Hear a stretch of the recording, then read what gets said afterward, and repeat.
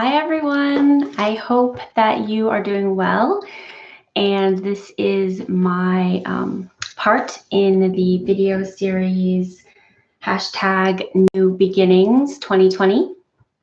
I'm happy to be here. I hope that it's working. I've never done a live before, so I'm going to just apologize in advance for the fumbling and mumbling I might be doing. Yay, so some people are here. And I want to say thank you for being here. And I also want to encourage you to have conversations in the chat, and then I'm going to be checking in and I'll try to answer any questions. So if you have a question, please put it in bold so that I can see it. I'm going to be talking about my content a little bit, and then I'm going to be going to the chat. Voyager Tarot is the moderator, so she's going to be helping me. Thank you so much, Dawn Michelle. She's going to be helping me with that part of it because I'm really not used to that at all. Okay, great. So what I wanted to say at the top of this, two things. I wanted to give a big thank you and a bunch of gratitude to Oasima. She is from Ascension Waves on YouTube, and she is the one that created this tag. She's the one that created this event.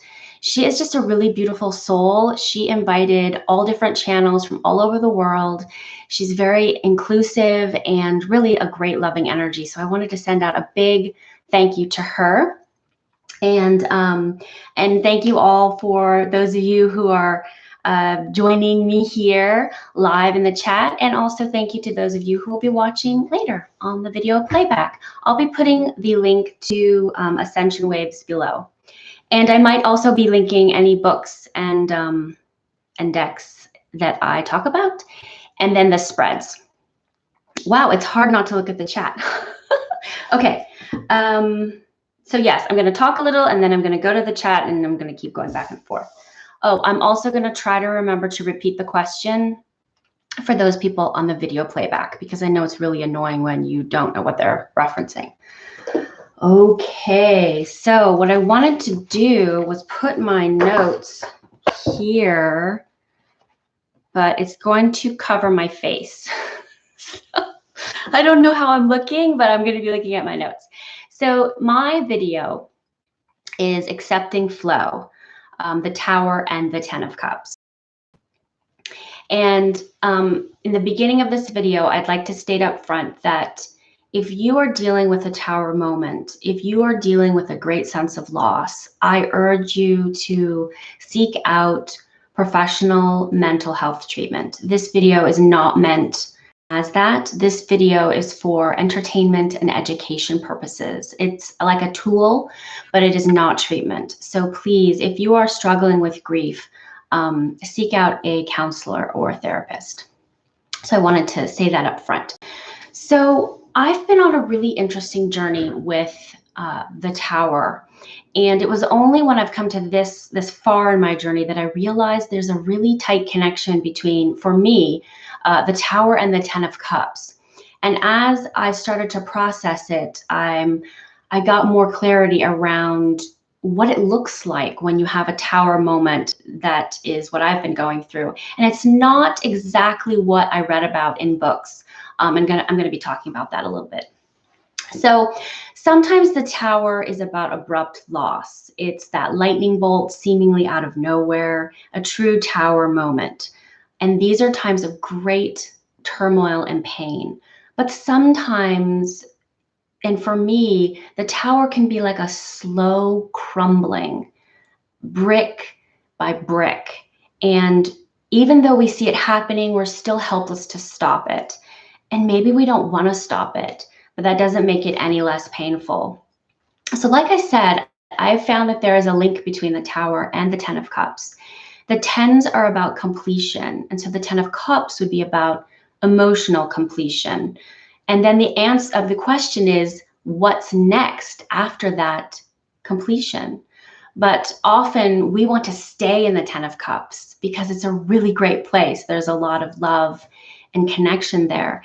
And Lena from Fire of Transformation, she showed a cup once from the Way Home Tarot. I don't have that deck, so I can't show it to you, but it is a stack of beautiful glistening crystal cups, and they're shining in the sunlight, and that's the Ten of Cups. And it's a very precarious, it's beautiful, but it's a very precarious depiction. And that's exactly what I've started to understand about the tens, and particularly the Ten of Cups, that there's an unsustainability to it. You know, the Ten of Cups, again, is about that happy ending, getting what you worked for. It's that celebratory high, but we can't stay there forever, even though we want to. And what I found was the stronger we try to hold on to that Ten of Cups, the more profoundly we invite the Tower into our life.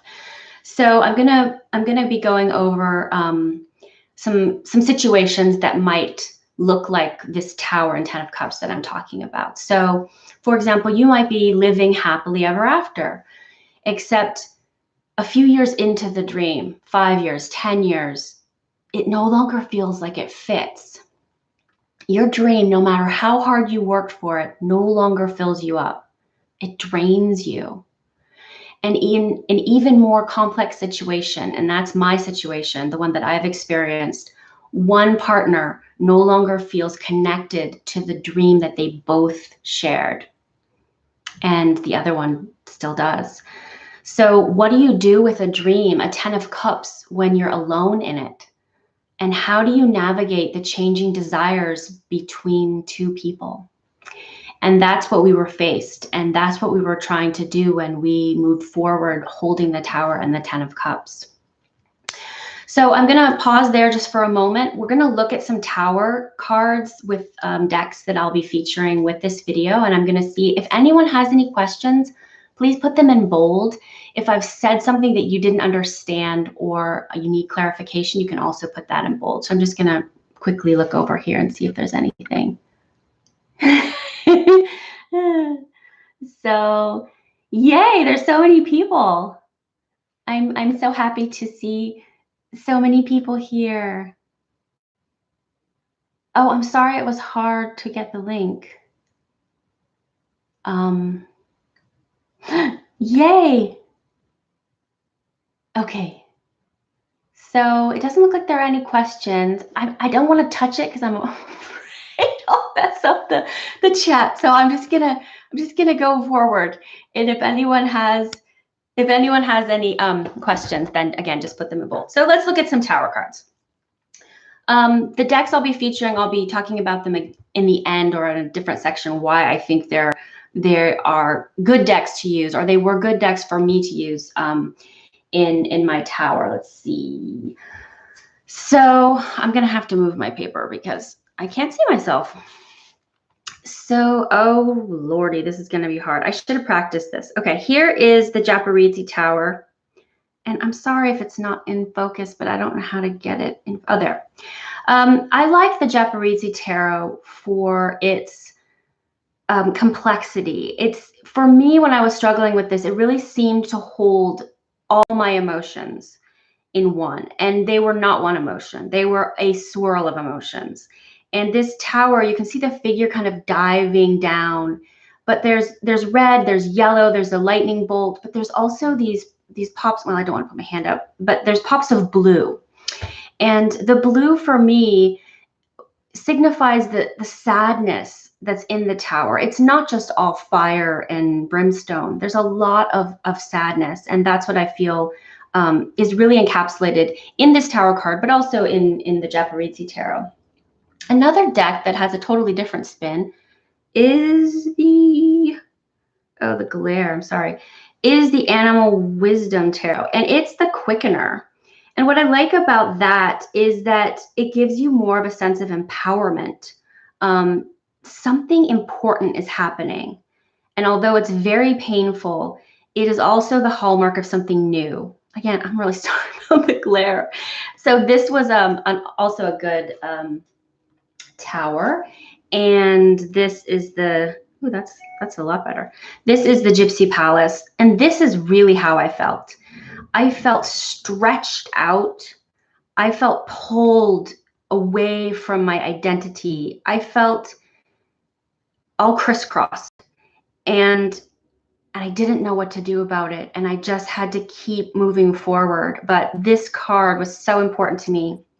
And the Tower card kept coming up in so many of my pulls. And this was in 2018 and then also, 2019. And interestingly, 2020 is a Tower year for me. So the Tower and I we're going forward in our relationship together, and it's not over yet. And the last Tower, well, I'll show two more. So this is the Truth Seekers, and oops, sorry, it's not in focus. I don't know what to do about that. What I like about these two figures is they actually look like they're going to land on their hands and move forward. This deck, I'll talk about it a little bit later why it's important, but it's kind of got a storybook vibe to it that I like. And then this last one,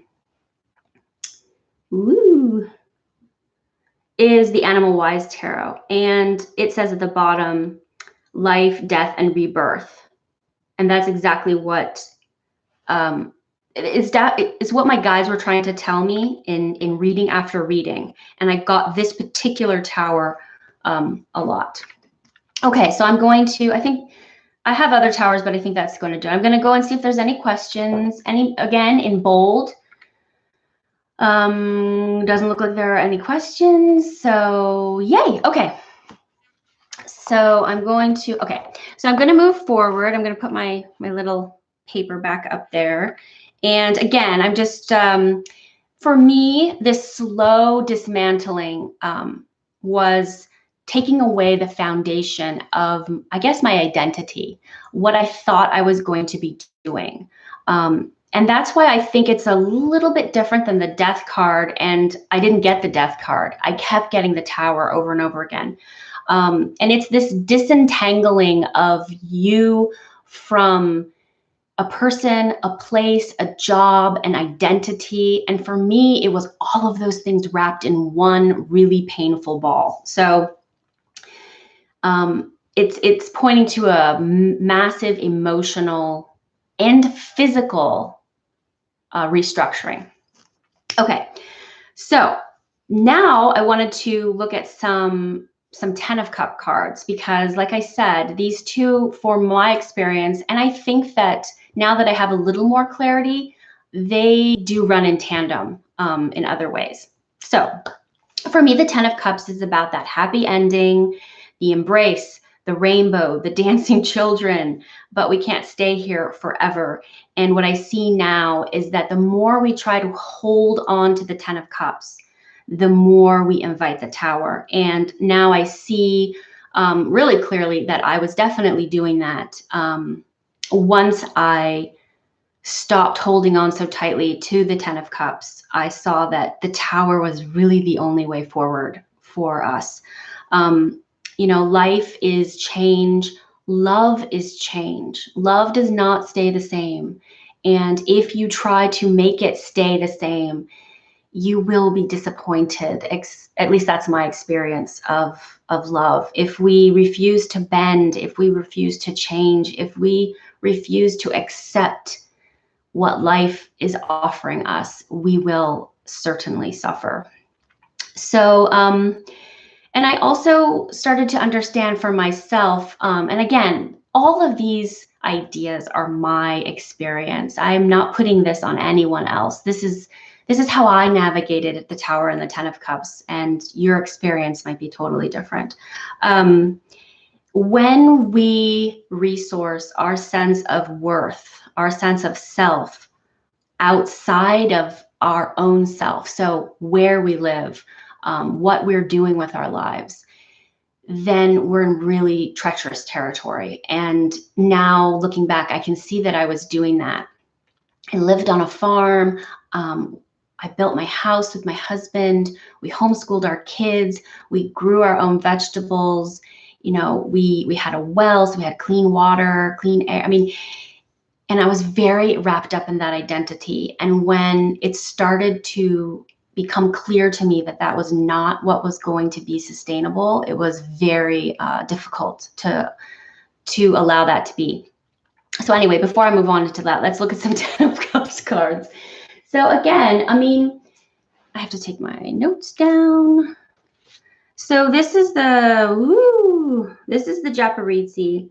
What I like about this, and it's the Ten of Tides, is there are no cups here, but it's when you witness a sunset or a rainbow or, you know, a circular rainbow over the ocean, it stops you. It is so beautiful, but you know that it's only for that brief moment. And that's what this Ten of Cups seems to be pointing to. It's not going to last. It's the light, it's the clouds, it's the water, it's the reflection. And I love that because that's important to remember for me and with the tens.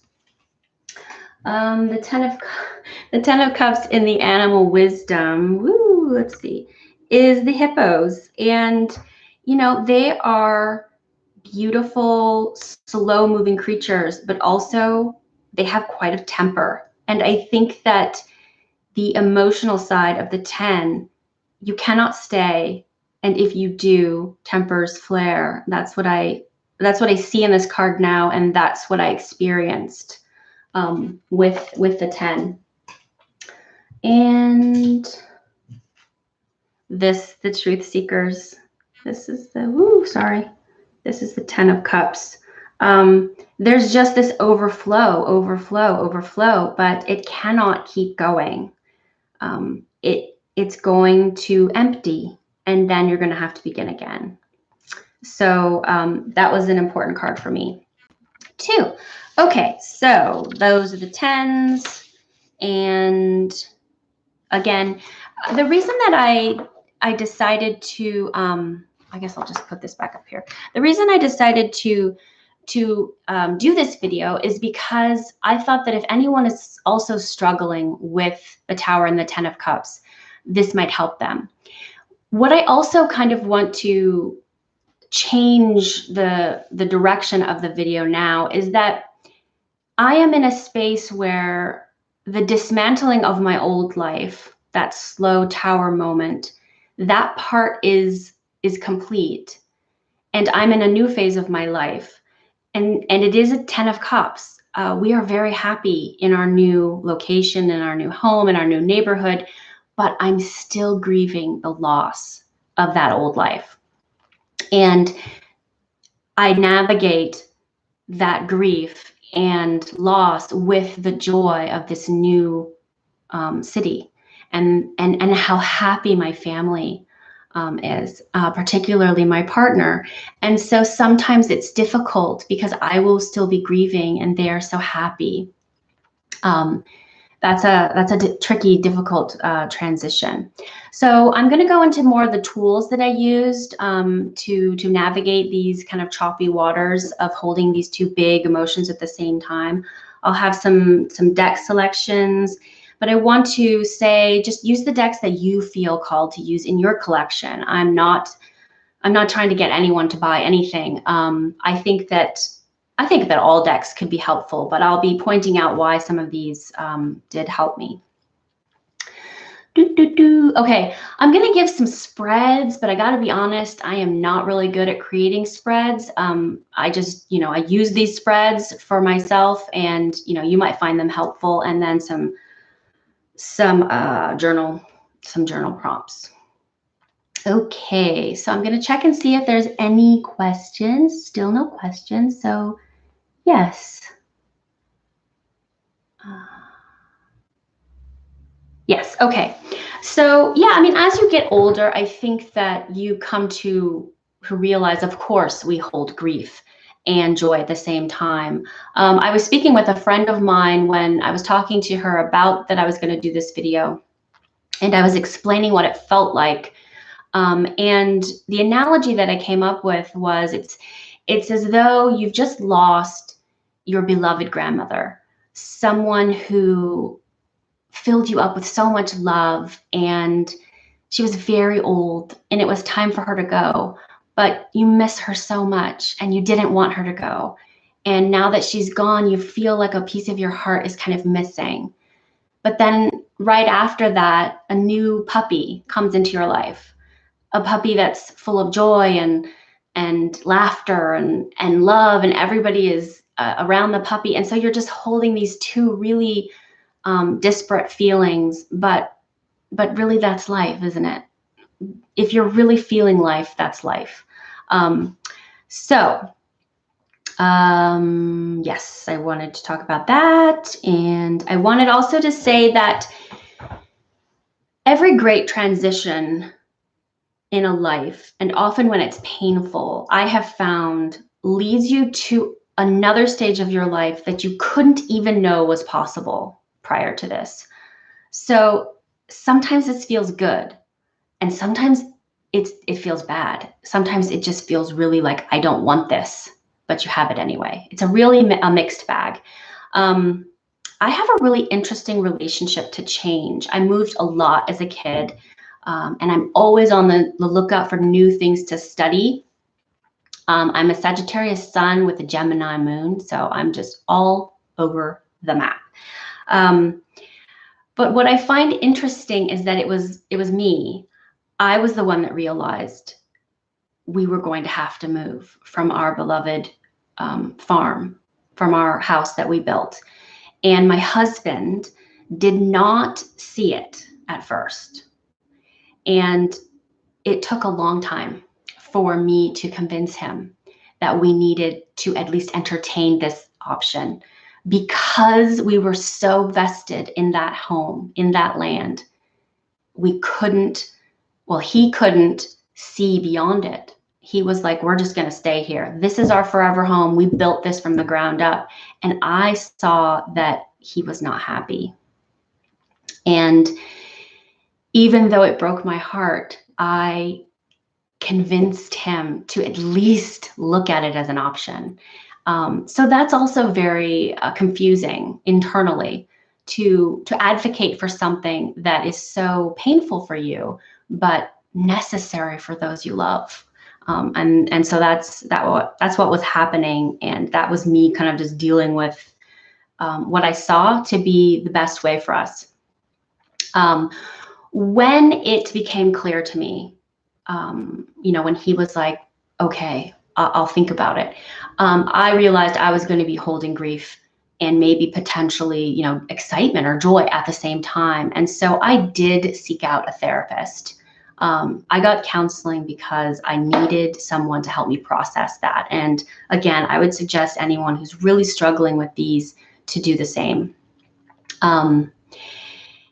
It's confusing internally, and it's also confusing externally. So, we were excited about moving, but sometimes my son would walk into the room and I would be crying.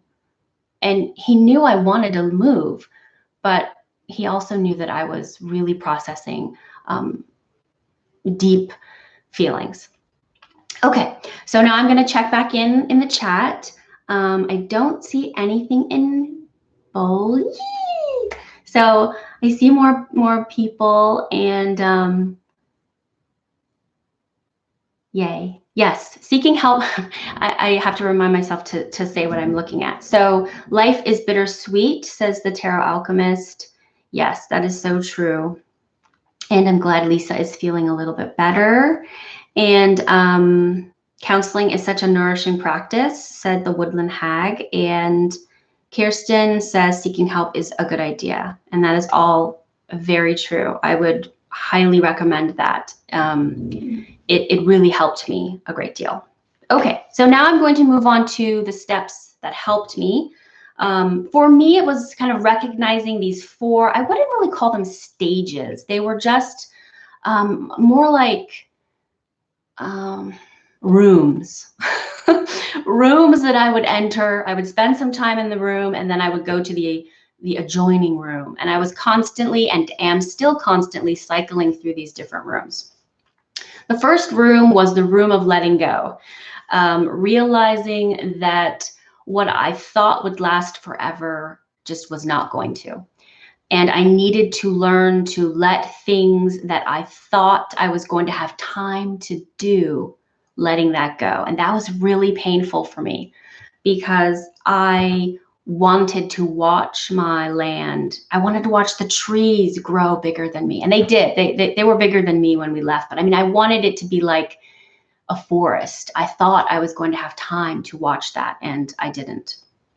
I needed to learn to let go of all the expectations that I had filled my mind with, the things that I thought were givens, and they were not. And so that took and is taking a lot of time and a lot of presence, and it's painful. The second room I spend time in is the face your feelings room.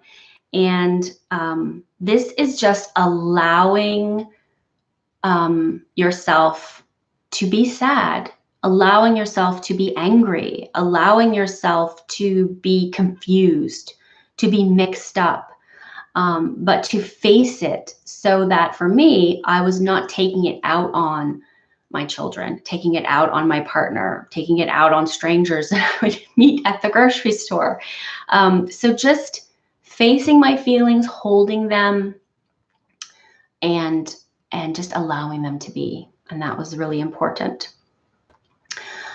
The other room that I would move into usually soon after the face your feelings was the being numb and uncertain room. This room was where I would find myself as a default often. And I think that's a coping mechanism of when I was young. Just feeling nothing and feeling like I won't feel anything for a really long time. And that's okay. It's okay sometimes to feel numb. It's okay to feel uncertain.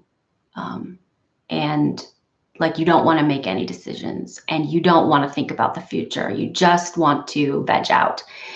And this actually is why I started the depth year. So I could feel this tremendous tension building and this major change and this major sense of loss for me. And I did not want to fall into mindlessness. And I knew that I was going to. I could feel it. It was already happening at the end of 2018. And so the depth year was kind of like a life preserver for me. I held on to it so that I wouldn't fall into completely unaware, mindless, buying and vegging out. It did help. And I'm really happy I did the depth year.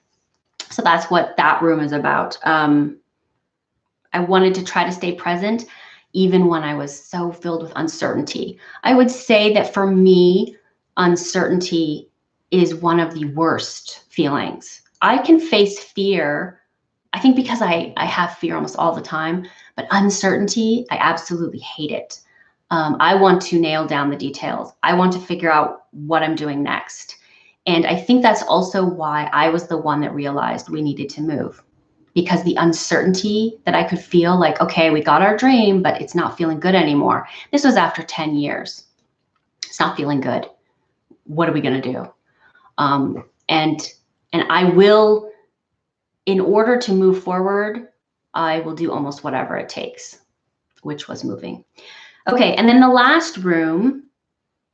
Okay, so I don't think there's any questions. So then the last room that I found myself, I would wander into, and this was kind of the bright room. I wasn't always able to stay in this room as much as I wanted to. And this was to create a new plan room, to start to dream a new dream, to start to slowly and gently let go of blame and let go of, I had a lot of shame actually around the thought processes of what did I do wrong that made this happen? What did I do not well enough that I couldn't hold on to this? And I had to let go of that. And that's difficult for me. And so this room, trying to get me to shift my focus and say, okay, that didn't work, or it did work. And this, you can hear it in my voice. I still say it didn't work, but it worked for 10 years. I raised my children for a long time in that house. They had a beautiful, wonderful childhood, but I still have a tendency to say that didn't work. And so, like I said, it's still my process and I'm still processing. Okay.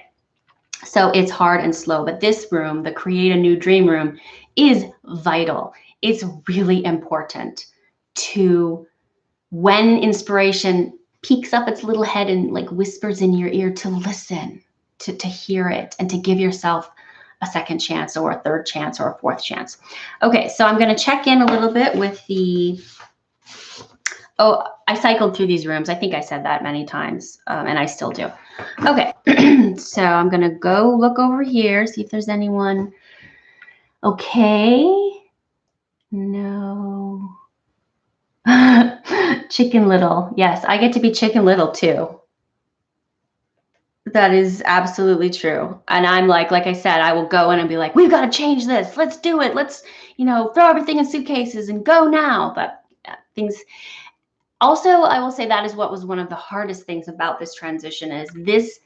I knew this was going to take months and months and months of hard work to get our farm ready to sell. And I don't like things that are so long like that. I bounce from thing to thing. And so this took a tremendous amount of strength. And that is another, where's that strength card? The strength card came up again and again for me. Let me move this. So we've got the Tower, the Ten of Cups, and the strength card. This is the strength card from the Japaridze. And one of the reasons that I love this strength card is she's flowing. She's like, it's almost like she's falling, but the lion is walking and he's kind of holding her to the side. And this is kind of what it felt like. I had to keep going forward. I had to keep working, but I also had to keep touching, like she's touching his side into that strength, that I was on the right path, that I could do it, that even though it was so painful, just keep going, just keep going. So that was a really important card for me. And that's the next part that I want to talk about. Okay, so starting a new life in the shadow of loss. That is what I was doing, and that is what I still continue to do, because I still do get waves of sadness. I miss my friends on the land, and they were plants, but they were my friends, and I planted them myself. So they were little babies, and then they grew up to be taller than me. And so leaving that was really heartbreaking. And it took me a long time to figure out how to move forward and how to work for another 10 of Cups moment, knowing that it too is not going to last, right? So it's like, you have motivation, you're working for something new, but given this loss that you just suffered, you're learning to hold everything more lightly. You're not grasping. And that's a very big idea in Buddhism, is to not grasp, because in the grasping is the inherent suffering. So there are kind of 4 types of courage that I identified, and I identify in this context courage with the strength card. The first is the courage to face your emotions, and I've talked about that at length. The second is the courage to trust life again, and that was really difficult for me. The third is the courage to trust myself again, because like I indicated, I felt like I made a mistake. I thought this was going to be forever for our family, and it just wasn't. And so how could I trust my instincts? And then the fourth is the courage to trust others again, to move outside of my safe environment and go out into the world. I live in an urban environment now. I'm not on 54 acres. I have neighbors very close. And that inherently is about trusting being around people. And so those 4 different kinds of courage were really important. Using the tarot helped me in all these ways of dealing with having courage. And the strength card, I got the strength card again and again, as well as the Tower. And if I didn't know what was happening, it would have really freaked me out that I kept getting the Tower. But once I realized it was about selling our home, it was about dismantling that part of our life and releasing this old dream, it was no longer scary. I know that as tarot readers, we don't like to see the tower. I mean, there are those people who actually like to see the tower, but I was not one of those people. But now I have a completely different relationship to the tower. It changed the landscape of my life. And that's what it points to. And it restructured not only my external environment, but how I identify as who am I? If I don't live on a farm, if I'm not homeschooling my kids, if I'm not growing my own vegetables, if I'm not so in touch with the natural world because I live out in the middle of nowhere, who am I? So it's a kind of an identity reevaluation as well. And it's all a process.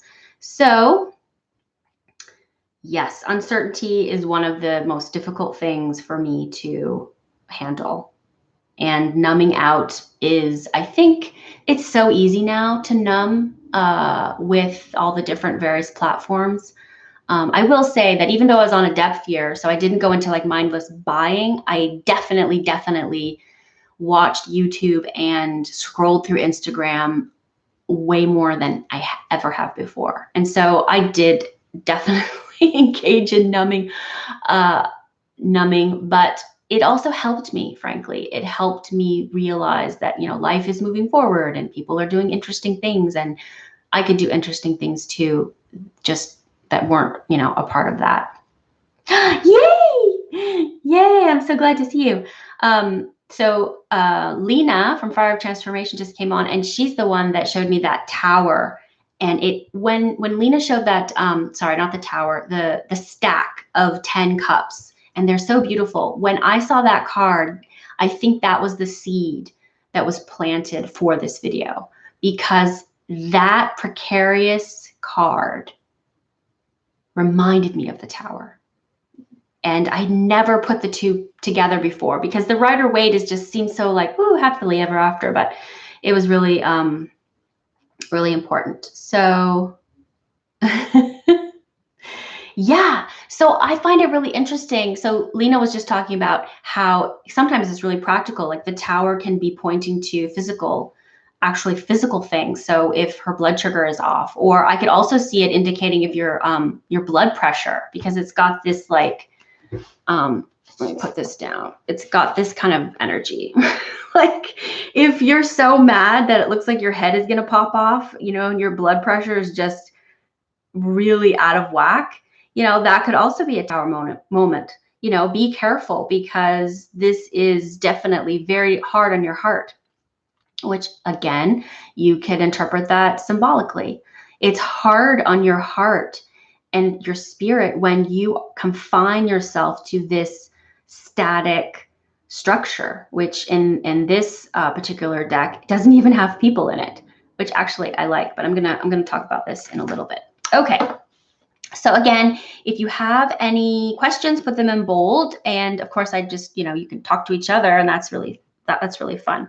Okay, so I'm going to go over the decks that I used. So for the first room that I talked about, the letting go room, it was really important for me, and this was kind of just in the very beginning stages, to realize I need to start letting go. And the way that I started to kind of catch up to what was happening was listening to the signs and seeing the signs. And the deck that really helped me, I'm going to have to put this down. The deck that really helped me with that was the Animal Wise. And that's this deck. It's not the prettiest deck, although some people really like it. It's aesthetics. And here's the 10 of Cups. So this is really interesting that this is the 10 of Cups, the 10 of Shapeshifters. I'm really sorry that it's not in focus. I don't know what to do about it. I'm just going to keep going. So the grasshopper was such a huge part of living on my old land, old property. It'd be too complicated to go into now, but I just find it fascinating that the 10 of Cups for this deck is it's a grasshopper, and it says leaps of happiness. Anyway, this deck is really keyed into my guides, and it gives me messages that are like, hello, pay attention. It's got keywords on the bottom. So the King of Swords is assertive authority and counsel. This is also a very important, very important animal for me. This deck is so loving and so beautiful. It's a very valuable deck in my collection. And this was the deck way back in 2017 that started to whisper in my ear, you're getting off course. Something's not right. You need to pay attention. And so the letting go phase, just the letting go and recognizing that you can't hold on to this forever or even as long as you thought. That's the animal wise. So that was the letting go, is very important. Also, the Nature Speaks Oracle. I don't think I brought that one. There's so many decks I'm kind of, anyway, that one's also really good. And I'll put these in the description box below if I can figure out how to do that. Okay, so no questions. So the next room is the, facing your feelings room. And for me, it was a lot of grief. So in this room, just trying to stay present in my body. And also I needed decks that could hold, like I mentioned at the beginning of the video, could hold this really swirling mixture of grief and anger and shame and pain and just feeling like I was being overwhelmed by a tide of emotions, and having that reflected back to me in a container of a card was really helpful. And for that is the Gypsy Palace and the Japaridze. So again, I'll just show. So this was the Gypsy Palace. Ooh, nope. Just the swirl of feelings, the colors, and the blue. In this deck, even though it's a very, it looks fiery, the use of blue, and like, look at the Strength card. Like, there's so much love and like contentment. I like how she's just kind of like, it looks like he's purring. And then the moon. This person is like, go this way. So the Japaridze, and I'll just use this one, like, boom, Judgment. This deck was able to hold the swirl of my feelings. And as I said before, so was the, that was the Gypsy Palace, the Japaridze. It was able to hold that swirl of energy.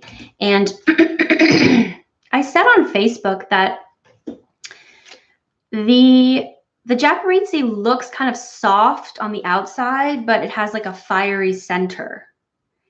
And the Gypsy Palace looks fiery on the outside, but has a soft center.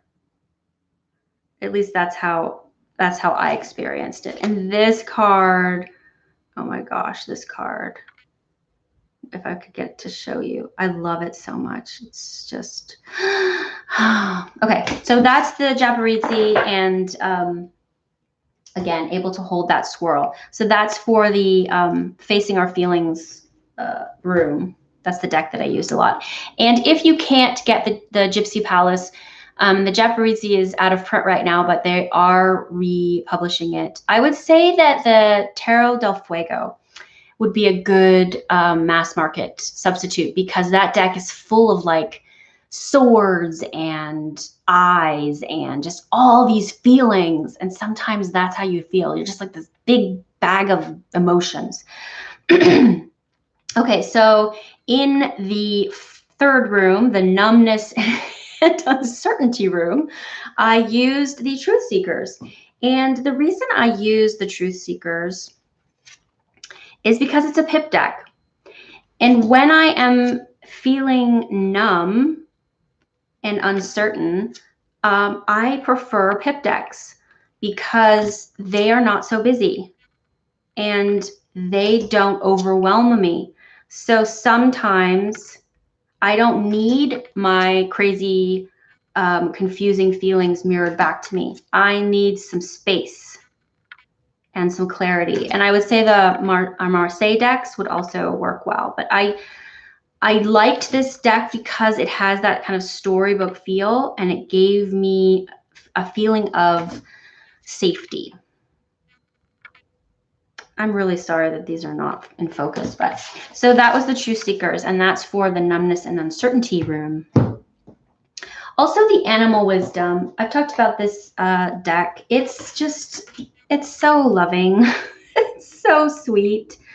And for a long time, I resisted doing any inner child work.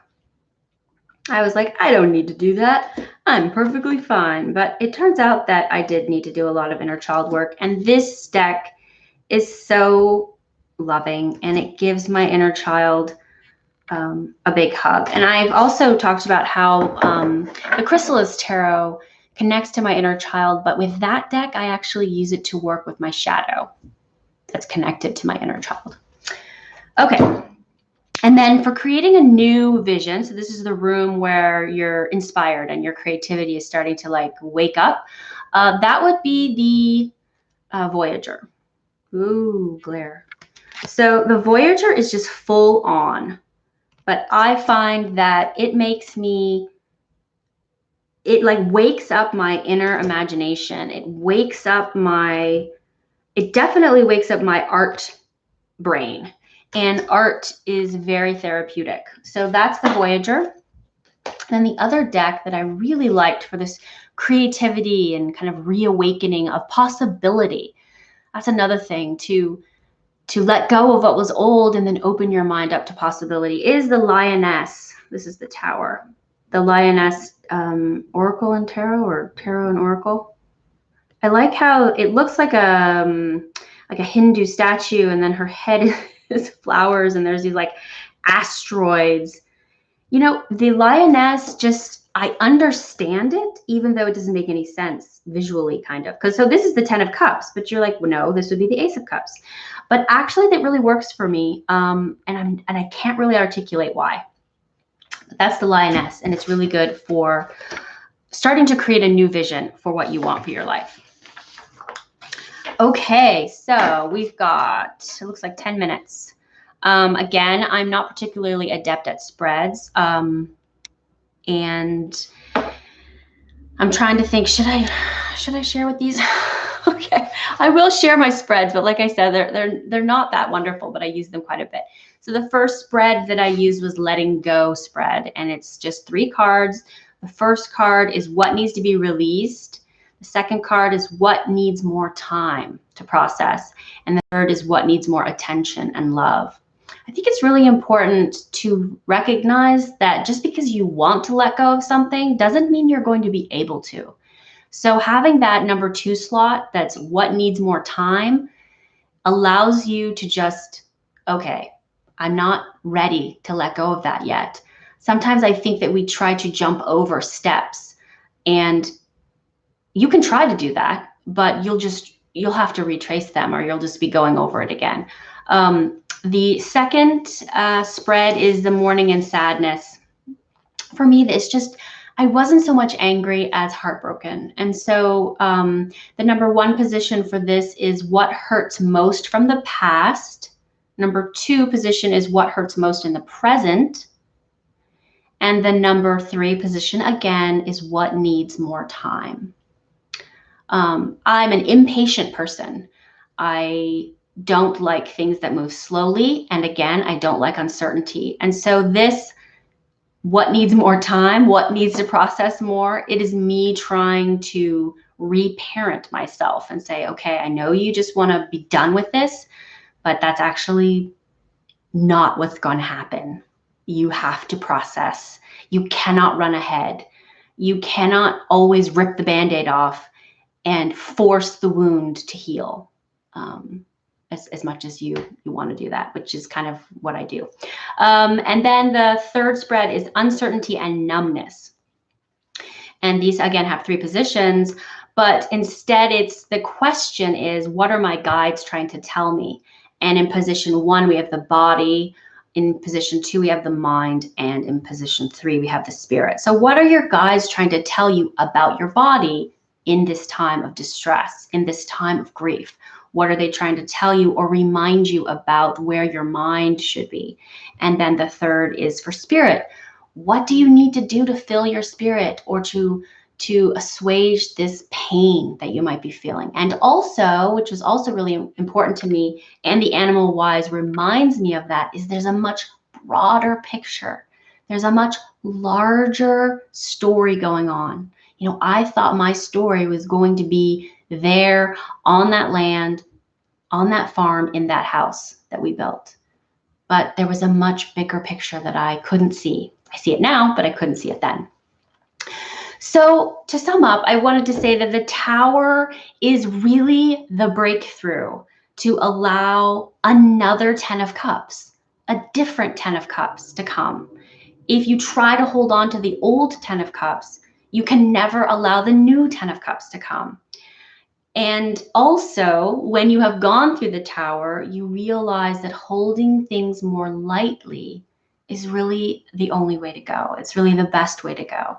And that we were always cycling through the tarot cards. We are always cycling through experiences over and over and over again. And the more we accept that, the more we can celebrate those moments of happiness, and those moments of pain, we can also understand this too shall pass.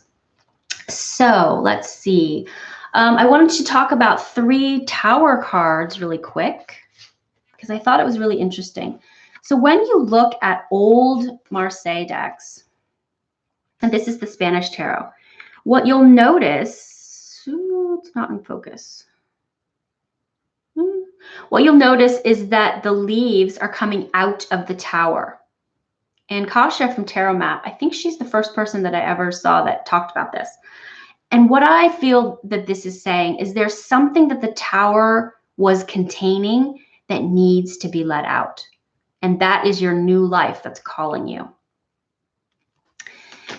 And in this, which is a later Marseille depiction, it's instead of a thunderbolt, it's like the divine intervention is flipping off the lid to your life, and it's entering in all these rainbow colors. It looks like a rainbow feather duster, but I feel like it's shaking things up. And all those, you know, the dots and everything. It's just letting everything be cleaned and cleared, and you're gonna come out. And this guy right here is actually coming out of this door. He's just like, oh, okay, I'm just gonna come out here. So he's not necessarily falling on his head. And then this one is showing that the Tower can be lonely and like there's not much going on. It needs to be cleaned out. And so there's a kind of a purification going on in this Tower.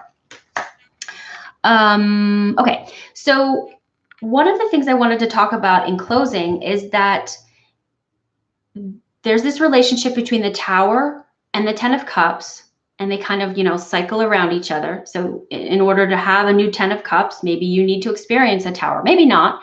And then, of course, as you rebuild, you need the strength to do that, the strength to trust yourself, the strength to trust life, the strength to move forward. But also there's the Star, and the Star card comes right after the Tower. And in the Star, there's usually water. And let's see, let me show this one. I look at this now, there's going to be nudity. Yes, this is the Star card. She's watering the new life. You know, you've gone through the Tower, you've let go of the 10 of Cups, and here she is watering this new life. And it's not come up yet. Like the seeds are in there. You don't see anything. So it is about faith. It is about healing. And that's really important. And then in the Spanish Tarot, you know, she's also watering, you know, watering the new seeds of the new way of being that will come after the Tower. And This is not watering, but it's such a beautiful picture that I just wanted to show it. You know, this new cleansing. And I get much more now why the star is always naked, because it's letting go of everything and being refreshed and healed, and also kind of reborn. I don't mean that in a, well, anyway, I'll just say that. Okay, and the last thing I wanted to show is my very favorite Tower card of any deck that kind of combines Temperance, the Tower, and the Star. And that's this card. I absolutely 100% am behind this card. I love it so much. It says everything that I think about the Tower, and her hands, or their hands, are over the heart center. There are wings. So for me, that's like, I know it feels like devastation, but there is a bigger picture here. And the sun, and I just adore this. This is the Psychic Tarot for the heart. Yes. What's interesting about this deck is it does not have the tens. So I couldn't show you the 10 of Cups, but in any case, I love this. And I think that this is how I like to see the Tower. I hope that this video has helped you. I hope that maybe if you are also grappling with holding grief and joy at the same time, you'll remember to be gentle with yourself, to allow yourself to cycle through those different rooms, to sometimes just be okay with the mixture, with the pain and also the happiness of new things that are coming into your life.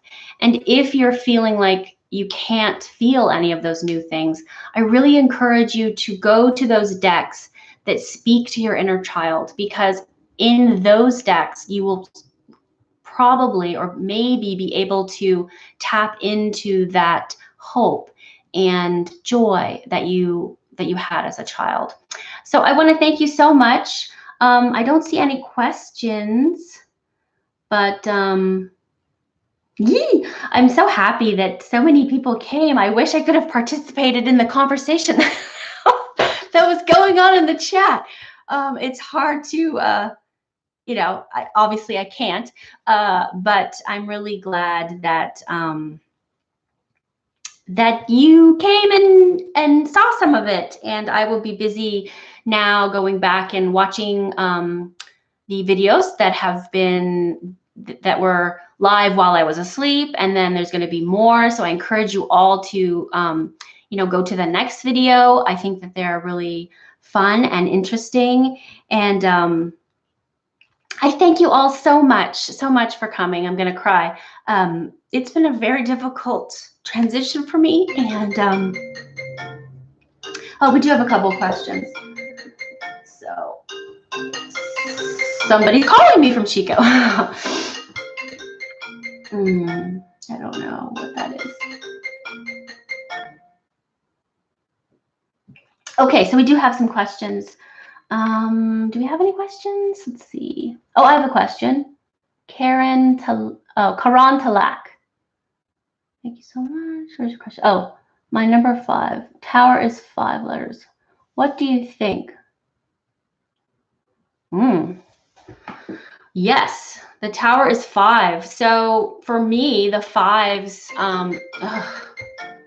sorry, somebody keeps calling me. So the Tower is 5. It has 5 letters.